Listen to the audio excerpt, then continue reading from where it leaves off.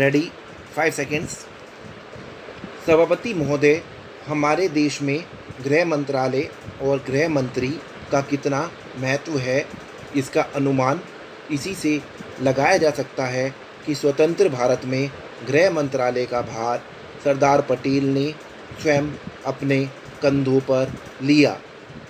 सरदार पटेल का साहस, उनका उत्साह और उनकी बुद्धि तीनों ही हमारे गृह मंत्रालय के लिए आदर्श का काम कर सकती हैं, परंतु दुर्भाग्य से सरदार के पश्चात इन तीनों बातों में कुछ कमी आती हुई दिखाई देती है। उदाहरण के लिए एक ही बात मैं कहना चाहता हूँ।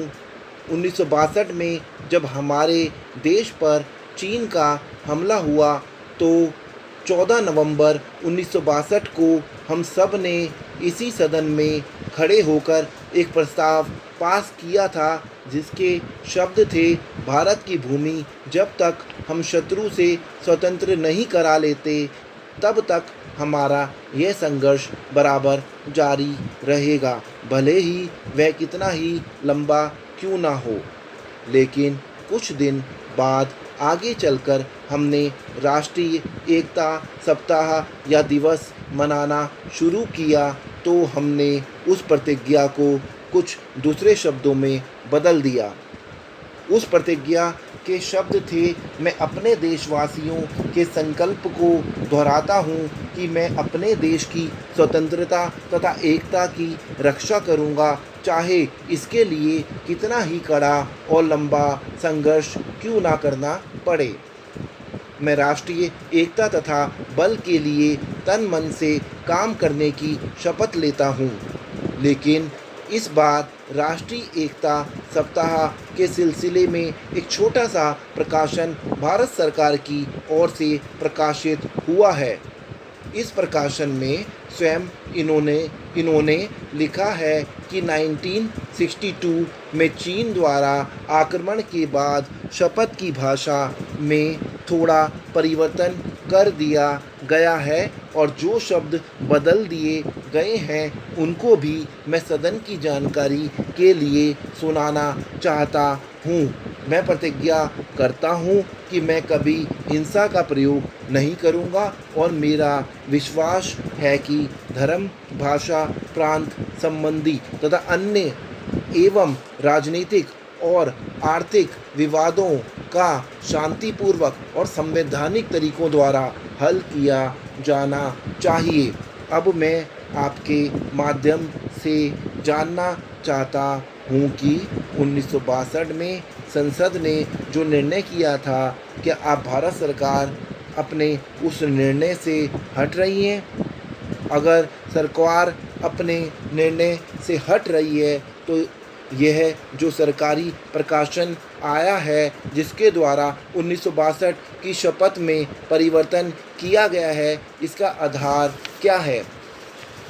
सभापति महोदय, हम यह समझें कि किसी तरह का चीन का दबाव इस सरकार पर पड़ रहा है, जिसने सरकार के सोचने के ढंग में परिवर्तन कर दिया है।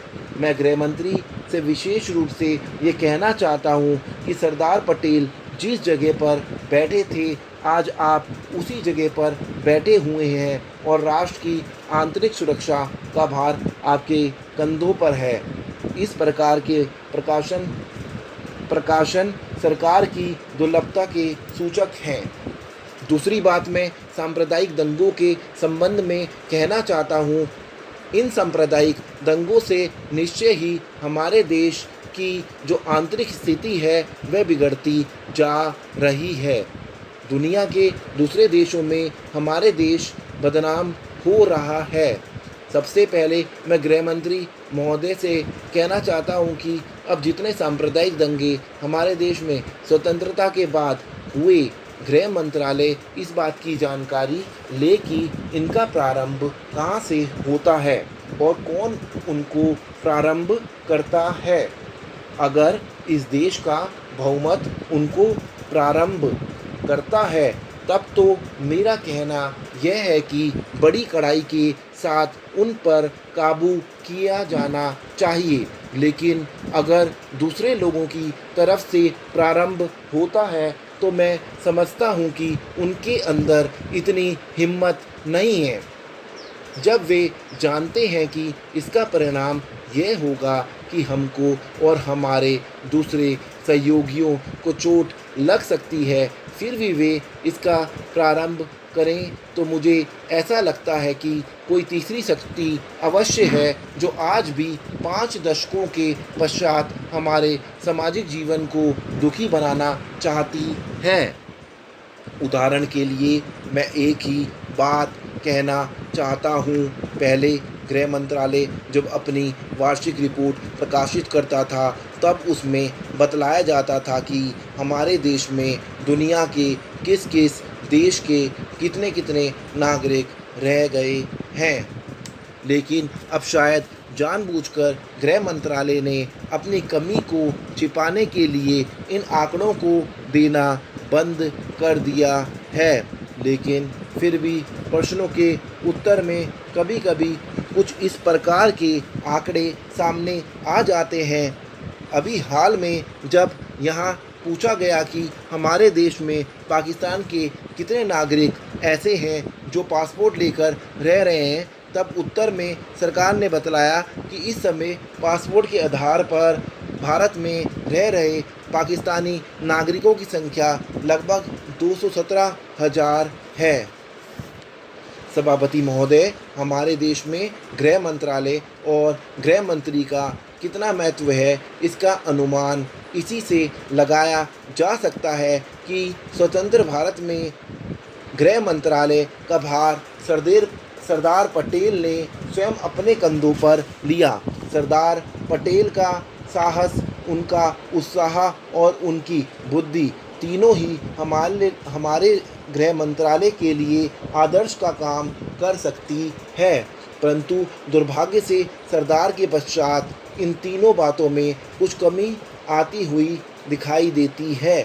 उदाहरण के लिए एक ही बात मैं कहना चाहता हूँ, 1962 में जब हमारे देश पर चीन का हमला हुआ तो 14 नवंबर 1962 को हम सब ने इसी सदन में खड़े होकर एक प्रस्ताव पास किया था जिसके शब्द थे, भारत की भूमि जब तक हम शत्रु से स्वतंत्र नहीं करा लेते तब तक हमारा ये संघर्ष बराबर जारी रहेगा, भले ही वह कितना ही लंबा क्यों ना हो। लेकिन कुछ दिन बाद आगे चलकर हमने राष्ट्रीय एकता सप्ताह या दिवस बनाना शुरू किया तो हमने उस प्रतिज्ञा को कुछ दूसरे शब्दों में बदल दिया। उस प्रतिज्ञा के शब्द थे, मैं अपने देशवासियों के संकल्प को दोहराता हूँ कि मैं अपने देश की स्वतंत्रता तथा एकता की रक्षा करूँगा, चाहे इसके लिए कितना ही कड़ा और लंबा संघर्ष क्यों ना करना पड़े। स्टॉप।